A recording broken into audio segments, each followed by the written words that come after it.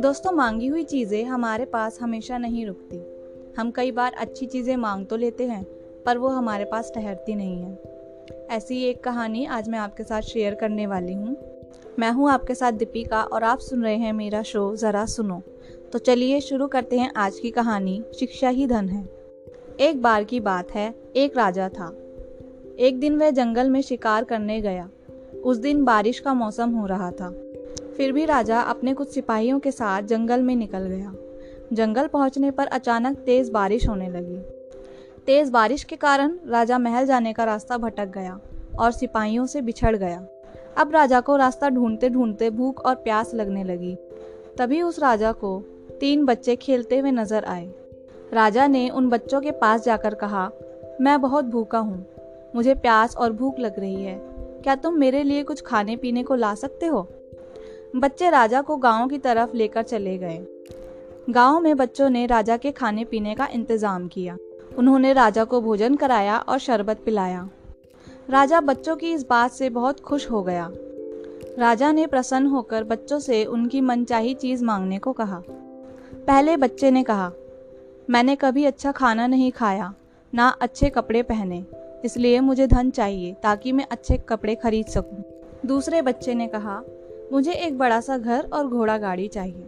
तब राजा ने कहा कि मैं तुम्हें आलीशान बंगला दूंगा और घोड़ा गाड़ी भी। अब राजा ने तीसरे बच्चे से पूछा, बच्चे तुम्हें क्या चाहिए? आप मुझे सिर्फ ऐसा आशीर्वाद दीजिए कि मैं अच्छे से पढ़ लिख कर बड़ा आदमी बन सकूं और लोगों की सेवा कर सकूं। बच्चे की इस बात से राजा प्रसन्न हो गया। उसने इस बच्चे के लिए पढ़ने की अच्छी सी व्यवस्था कर दी। उस बच्चे ने बहुत मेहनत की और पढ़ लिख कर बड़ा आदमी बन गया। समय आने पर राजा ने कुछ सालों बाद उसे अपने महल में मंत्री पद पर नियुक्त कर लिया। एक दिन राजा को पुरानी बात याद आई। राजा ने उस मंत्री को बुलाया और कहा, अपने बाकी 2 दोस्तों को महल बुलाओ, मैं उनसे मिलना चाहता हूँ। अगले दिन उसके दोनों दोस्त महल में आए। राजा ने उनका हाल पूछा। तब जिस बच्चे ने उनसे धन मांगा था उसने कहा, आपसे धन मांगकर मैंने बहुत बड़ी गलती कर दी। इतना सारा धन पाकर मैं बहुत आलसी हो गया था। मैंने बुरी संगति में आकर अपना धन बेकार की चीजों में लगा दिया और कुछ पैसा मेरा चोरी भी हो गया। दूसरे बच्चे ने कहा, आपसे बंगला लेने के बाद मैं मजे से रहने लगा और मेहनत करना छोड़ दिया। कुछ सालों बाद बाढ़ आई और सब कुछ डूब गया। किसी चीज का ज्ञान ना होने की वजह से मुझे कहीं और नौकरी भी नहीं मिली और मुझे गरीबी झेलनी पड़ी।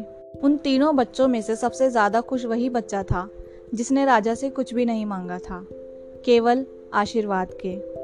तो दोस्तों, जिंदगी में पैसों से ज्यादा जरूरी ज्ञान होता है, जिसे कोई चुरा भी नहीं सकता।